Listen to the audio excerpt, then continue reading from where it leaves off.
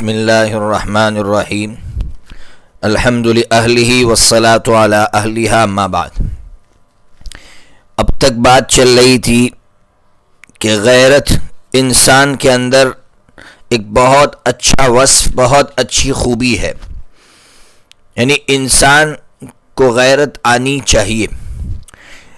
اب آگے جو ہے 109 نمبر کا باب، اس میں حضرت امام بخاری رحمۃ اللہ علیہ یہ کہنا چاہتے ہیں کہ بعض مرتبہ کوئی کام ایسا ہو رہا ہوتا ہے کہ جس کی وجہ سے اس کو نہیں بلکہ اس کی بیٹی کو یا اس کے بیٹے کو غیرت آئے گی، تو وہ پہلے سے اس کام کو روکنا چاہے تو روک سکتا ہے۔ یہ روکنا جاہلیت کی عصبیت میں سے تو نہیں ہے، جس طرح زمانے جاہلیت میں اچھے سے اچھے کام کو بھی صرف ناک کی وجہ سے روکا جاتا تھا، تو اس طرح کرنا یہ جاہلیت کی عصبیت میں سے تو نہیں ہے۔ جیسے مثال دی ہے کہ حضرت نبی پاک صلی اللہ تعالی علیہ وسلم کو جب معلوم ہوا کہ بنو ہشام ابن المغیرہ، یعنی ابو جہل کے باپ کا نام تھا ہشام ابن المغیرہ، وہ خاندان والوں نے جو ہے اس بات کی میرے آقا سے اجازت چاہی تھی کہ وہ اپنی بیٹی کا نکاح حضرت علی رضی اللہ عنہ سے کر لے۔ ابو جہل کی بیٹی کا نکاح حضرت اکرمہ رضی اللہ تعالیٰ عنہ کی بہن کا نکاح حضرت علی رضی اللہ تعالیٰ عنہ سے کرے، تو میرے آقا نے اجازت نہیں دی تھی۔ میرے آقا نے کہا تھا کہ اگر علی اس سے نکاح کرنا چاہتا ہے تو میری بیٹی کو طلاق دے دے۔ ایسا کیوں کیا میرے آقا نے؟ اس لیے کیا کہ اس کی وجہ سے حضرت فاطمہ رضی اللہ تعالیٰ عنہ کے اندر یہ غیرت پیدا ہوگی، جس کی وجہ سے حضرت فاطمہ رضی اللہ تعالیٰ عنہ کو تکلیف ہوگی۔ میرے آقا نے پہلے سے روک دیا، معلوم یہ ہوا اس طرح روکنا جائز ہے۔ اب یہاں ایک سوال یہ ہوتا ہے کہ اگر کوئی دوسری بیوی رکھنا چاہے تو اس میں کیا برائی تھی؟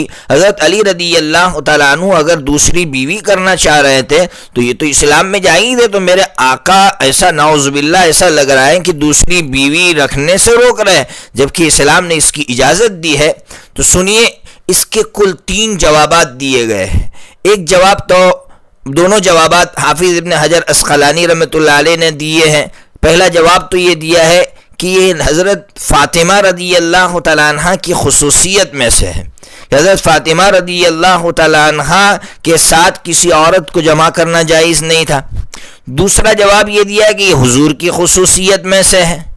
تیسرا جواب اس عاجز کو یہ سمجھ میں آتا ہے کہ حقیقت میں میرے آقا روک رہے ہیں حضرت علی رضی اللہ تعالیٰ عنہ کو، اس لیے روک رہے ہیں کہ جس سے نکاح ہو رہا ہے وہ لوگ تھے جنہوں نے میرے آقا صلی اللہ تعالیٰ علیہ وسلم اور حضرت فاطمہ کو تکلیفیں پہنچائی تھی، تو اس کی وجہ سے وہ زخم، ظاہر سی بات ہے ایسا ہوگا زخم کوریدنے کے مترادف ہوگا کہ زخم کورید رہے ہیں، اس کی وجہ سے اور زیادہ انبن ہوگی، آپس میں تکلیفیں ہوگی، ایک دوسرے کو لے کر جھگڑے ہوں گے، فتنے ہوں گے، تو آپ نے پہلے سے فتنے کو روک دینا چاہا۔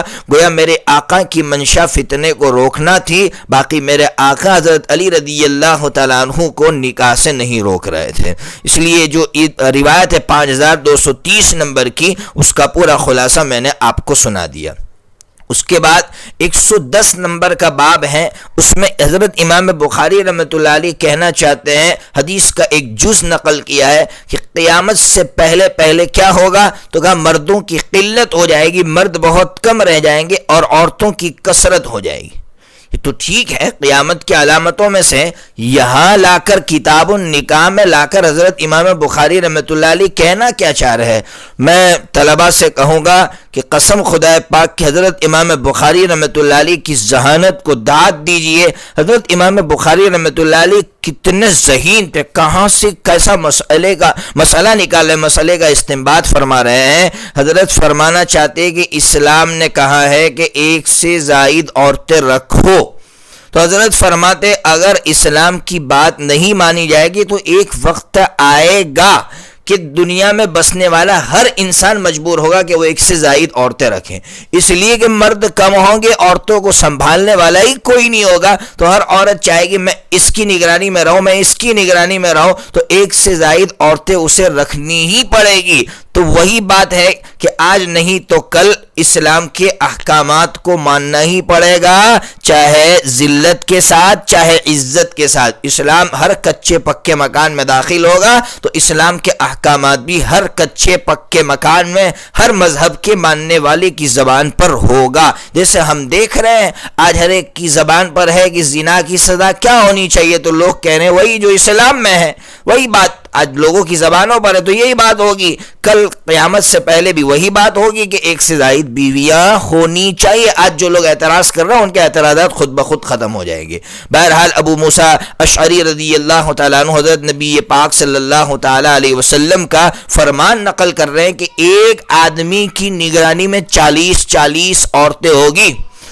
کیوں؟ تو میرے آقا نے فرمایا وہ اس لیے اس مرد کی پناہ میں ہوگی کہ مرد کم ہوں گے، عورتوں کی کثرت ہوگی، جنگیں ہوگی، مرد ختم ہو جائیں گے اور جو ہے عورتوں کی کثرت ہی کثرت ہوگی۔ اس لیے ایک حدیث میں 50 کا لفظ ہے، اس سے کوئی فرق نہیں پڑتا ہے۔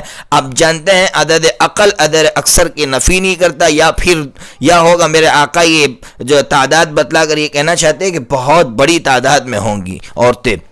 5231 نمبر کی جو حدیث ہے جس کے اندر حضرت انس بن مالک رضی اللہ تعالیٰ عنہ نے حضرت قتادہ سے یہ کہا تھا میں تمہیں ایک ایسی حدیث سنا رہا ہوں کہ میرے بعد تمہیں کوئی یہ حدیث نہیں سنائے گا، اس لیے کہ حضرت جب یہ حدیث سنا رہے تھے اس وقت حضرت اس مقام پر حضرت انس بن مالک کے سوا اور کوئی صحابی نہیں تھے، اس لیے توجہ دلانے کے لیے کہا کہ بھئی توجہ سے سنو، میرے بعد اب یہ حدیث تمہیں کوئی نہیں سنائے گا۔ فرمایا میں نے آقا صلی اللہ تعالیٰ علیہ وسلم سے یہ بات سنی ہے کہ قیامت کی علامتوں میں سے ایک علامت یہ ہے کہ علم کو اٹھا لیا جائے گا۔ اب یہ بحث جہاں آئے گی وہاں کروں گا، اور جہالت بڑھ جائے گی، زنا بڑھ جائیں گے، شراب کا پینا عام ہو جائے گا، مرد کم ہو جائیں گے، عورتیں بہت زیادہ ہو جائے گی، حتیٰ کہ دیکھیے یہاں ہے 50 عورتیں ایک مرد کی نگرانی میں ہوگی۔ بہرحال حضرت امام بخاری رحمۃ اللہ علیہ کی ذہانت کو سلام ہو، کیا عجیب بات کہہ گئے۔ اس کے بعد کا جو باب ہے اس کا نمبر ہے 111۔ حضرت یہ کہنا چاہتے ہیں کہ کوئی جو ہے غیر محرم مرد کسی عورت کے پاس تنہائی میں نہ رہے، اسی طرح کسی عورت کا شوہر غائب ہے تو اس کے پاس بھی اس طرح نہ پہنچے کہ وہ اور اس کے سوا کوئی نہ ہو۔ کیوں؟ اس لیے کہ اس کی وجہ سے فتنہ پیدا ہوگا۔ ظاہر سی بات ہے جب دونوں کے درمیان میں محرمیت کا رشتہ نہیں ہے تو غیر محرم ہے تو پھر زنا کے سوا اور کچھ نہیں ہوگا، اور جس عورت کا شوہر نہیں ہے تو ظاہر سی بات ہے لمبے عرصے سے اکیلی رہنے کی وجہ سے اس میں خواہش ابھرے گی، جس کی وجہ سے شیطان اپنا کام کر جائے گا اور زنا وجود میں آئے گا۔ اس لیے جو حدیث حضرت عقبہ ابن عامر رضی اللہ عنہ کی 5232 نمبر کی، جس کے اندر میرے آقا صلی اللہ تعالیٰ علیہ وسلم کا فرمان نقل کیا ہے کہ میرے آقا نے فرمایا کہ دیکھو عورتوں پر داخل ہونے سے بچو، یعنی کون سی عورتیں؟ جو عورتیں آپ کے لیے غیر محرم ہیں۔ تو ایک انصاری آدمی نے بہت پیارا سوال کیا، اللہ کے رسول ہمو کے بارے میں آپ کا کیا کہنا ہے؟ ہمون کا مطلب سمجھیے، ہمون کہتے ہیں شوہر کی طرف سے جو رشتہ دار ہوتے ہیں، جیٹھ ہے، دیور ہے، اس کے بارے میں سوال کیا کہ جیٹھ اور دیور داخل ہو سکتے ہیں؟ تو میرے آقا نے فرمایا ارے جیٹھ اور دیور تو موت ہے، موت۔ یاد رکھیے عام طور پر ہمون کا ترجمہ دیور سے کرتے ہیں، جیٹھ سے نہیں کرتے۔ جیٹھ بڑے بھائی کو کہتے ہیں اور دیور چھوٹے بھائی کو کہتے ہیں۔ دیور سے اس لیے ترجمہ کرتے ہیں کہ عام طور پر دیور اپنی بھابھی سے بے تکلف ہوتا ہے، تو یہ بے تکلفی بہت آگے تک پہنچا دیتی ہے، جس میں زنا یا پھر دوائی زنا تک پہنچا دیتی ہیں اور پھر نقصان کے سوا کچھ ہاتھ نہیں آتا، اس لیے عام طور پر اس کا ترجمہ دیور سے کرتے ہیں۔ اسی طرح اس حدیث کا ایک اور مطلب یہ ہے کہ جس طرح شوہر کے جو رشتہ دار ہے، بھائی ہیں، وہ اپنی بھابھی سے نہیں مل سکتے ہیں، اسی طرح بیوی کی جو بہنیں ہیں یعنی سالیہ ہے وہ بھی اس میں داخل ہیں کہ سالیوں کے ساتھ بے تکلفی ہرگز مناسب نہیں ہے۔ پھر ظاہر سی بات ہے اس کی وجہ سے پھر وہی چیزیں وجود میں آئے گی جو ہم اپنی سوسائٹی میں دیکھتے ہیں کہ پھر وہ سالی کے ساتھ بھاگ جاتا ہے، اپنی بیوی کو طلاق دے دیتا ہے، اور اس میں جو ہے شریک خود بہن ہوتی ہے۔ اس لیے بہن کو سمجھنا چاہیے، اپنی بہن کو اپنے شوہر سے دور رکھنا چاہیے، اور شوہر کے خود کی جو ذمہ داری اسلامی فریضہ ہے کہ وہ اپنی سالیوں سے بے تکلف نہ رہے۔ جیسے ہماری سوسائٹی میں دینداروں کی یہاں ہم نے دیکھا ہے، بڑے بڑے دینداروں کے یہاں کہ وہ سالیوں سے بے تکلف رہتے ہیں۔ اللہ حفاظت فرمائے، اسلام کی صحیح سمجھ عطا فرمائے۔ 5233 نمبر کی جو حدیث ہے، حضرت عبداللہ ابن عباس رضی اللہ تعالیٰ عنہما عجیب بات بیان فرماتے ہیں کہ میرے آقا نے فرمایا تھا وہی بات کہ کوئی آدمی غیر محرم کے ساتھ تنہائی اختیار نہ کرے، کوئی مرد. لیکن ایک شخص کھڑے ہوئے، انہوں نے حضور پاک صلی اللہ تعالیٰ علیہ وسلم سے کہا، اللہ کے رسول، میری بیوی حج کرنے کے لیے نکل رہی ہے لیکن میرا نام جہاد میں فلاں غزوے میں لکھا گیا، کیا کرو؟ میرے آقا نے کہا جاؤ بیوی کے ساتھ حج کرو. آپ اندازہ لگائیے کہ حج جیسا مقدس فریضہ ہے تو عورت کو یہ کہا جاتا ہے کہ جاؤ تم اکیلی چلی جاؤ، لیکن میرے آقا، اور یہاں جہاد میں شرکت کے لیے نام لکھا دیا گیا ہے، لیکن پھر بھی میرے آقا نے فرمایا نہ عورت کے ساتھ تم حج کرو. اس سے بہت ساری چیزیں سمجھ میں آتی ہے کہ بھئی عورت کو اس طرح تنہا نہیں چھوڑنا چاہیے. آج اچھے لوگوں کی بیویاں اکیلی سفر کرتی ہے جو بہت ہی زیادہ، اور آج کل کے حالات تو اس کی بالکل اجازت نہیں دیتے ہیں، اس لیے اسلام پر عمل کرنا چاہیے.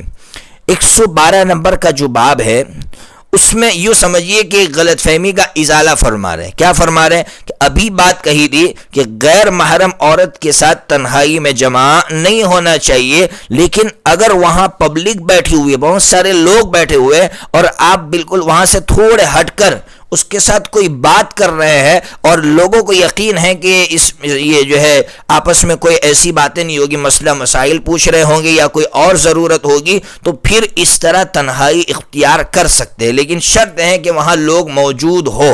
جیسے دلیل دی ہے کہ میرے آقا صلی اللہ تعالیٰ علیہ وسلم ازواج مطہرات کے ساتھ بیٹھے ہوئے، ایک انصاری عورت آئی، میرے آقا نے ان کے ساتھ تنہائی اختیار کی تو اور ان کے ساتھ کچھ باتیں کی. میرے آقا صلی اللہ تعالیٰ باتوں میں ایک بات یہ بھی کی تھی کہ تم لوگ سب سے زیادہ محبوب ہو، یعنی انصار جو ہے سب سے زیادہ محبوب ہو. میں نے آپ سے کہا تھا اس سے پہلے کہ میرے آقا نے محبت کا اظہار اس لیے فرمایا تھا کہ انصار کی عورتوں کی بڑی قربانیاں تھی شوہروں کو کھڑا کرنے میں، اسلام کی مدد کرنے میں، اس لیے میرے آقا نے عورتوں کو شاباشی دی ہے. خاص طور پر میں نے آپ سے کہا تھا کہ ہمارے گھروں میں لوگ کھانے کے لیے آتے ہیں اور کھا کر جو ہے مردوں کو جزاک اللہ کہہ کر چلے جاتے ہیں، لیکن عورتوں سے کوئی نہیں کہتا جزاک اللہ. یہ بہت بری چیز ہے، اس لیے عورتوں کو بھی شاباشی دینا چاہیے. اس لیے اس حدیث کے اندر وہی بات بیان کی گئی. اس سے سمجھ میں آیا کہ تنہائی اس وقت منع ہے جب فساد کا علت جو ہے وہ فساد ہے. ظاہر سی بات ہے میرے آقا اگر کسی عورت کے ساتھ جمع ہو رہے تو اس میں کوئی فساد نہیں ہے، ہر کوئی سمجھے گا کہ مسئلہ پوچھنے کے لیے عورت آئی ہوگی. اس کے بعد 113 نمبر کا جو باب ہے اس میں بھی وہی بات سمجھا رہے ہیں. بات یہ سمجھا رہے ہیں کہ ابھی مسئلہ تھا کہ کوئی غیر محرم عورت کے ساتھ جو ہے مرد وہاں جمع نہ ہو. ہجڑے لوگ وہ عورتوں کے پاس آ سکتے ہیں کہ نہیں آ سکتے؟ ظاہر سی بات ہے ہجڑے جو ہوتے ہیں وہ ان کے اندر جو ہے وہ قضائے شہوت پر، شہوت ادا کرنے پر قادر نہیں ہوتے، لیکن ان کے اندر شہوت ہوتی ضرور ہے، خواہش ہوتی ضرور ہے. تو ایسے لوگ عورتوں پر آ سکتے کہ نہیں آ سکتے؟ میرے آقا نے منع فرما دیا. اور ابھی واقعہ بیان فرما رہے ہیں حضرت نبی پاک صلی اللہ تعالیٰ علیہ وسلم ام سلمہ رضی اللہ تعالیٰ عنہ کے پاس تھے اور گھر میں ایک ہجڑا تھا. وہ جو ہے ایک ایسی غلط بات کر رہا تھا، یہ کہہ رہا تھا کہ اگر طائف فتح ہوگا تو میں تمہیں غیلان کی بیٹیوں پر تمہاری رہبری کروں گا. ظاہر سی بات ہے ام سلمہ رضی اللہ تعالی عنہا کے جو بھائی تھے عبداللہ ابن ابی امیہ، ان سے یہ بات کر رہا ہے اور پھر اس عورت کا وصف تک بیان کر رہا ہے کہ عورت ایسی ہے کہ جو آتی ہیں 4 کے ساتھ اور جاتی 8 کے ساتھ، یعنی موٹی تازی عورت ہے، اور عرب لوگ موٹی تازی عورتوں کو پسند کرتے ہیں. تو میرے آقا نے صاف کہہ دیا یہ اب آئندہ تمہارے درمیان میں آنا نہیں چاہیے. اس سے بہت سی چیزیں، ایک بات سب سے بڑی یہ سمجھ میں آئی کہ جو لوگ ماحول کو بگاڑتے ہو ان لوگوں کا اخراج کر دینا چاہیے، ان لوگوں کو وہاں سے بھگا دینا چاہیے. ماحول جو بگاڑ، جیسے یہاں ماحول بگڑ رہا تھا تو میرے آقا نے سختی سے منع فرما دیا. یہاں کسی قسم کی کوئی مصلحت نہیں، کوئی لچک نہیں ہونی چاہیے، بلکہ پہلے سے اس پر روک لگانی چاہیے جیسے میرے آقا نے روک لگا دی. بہرحال تو اس حدیث سے یہ سمجھ میں آیا، حدیث کا نمبر تھا 5235 نمبر. میرے آقا نے بہت بڑی بات سمجھا دی، معاشرے کو پاک رکھنے کے لیے کس طرح کی تدبیر اختیار کرنا چاہیے. اللہ تبارک و تعالی اسلامی تعلیمات پر ہمیں عمل کرنے کی توفیق عطا فرمائے. وآخر دعوانا ان الحمد للہ رب العالمین.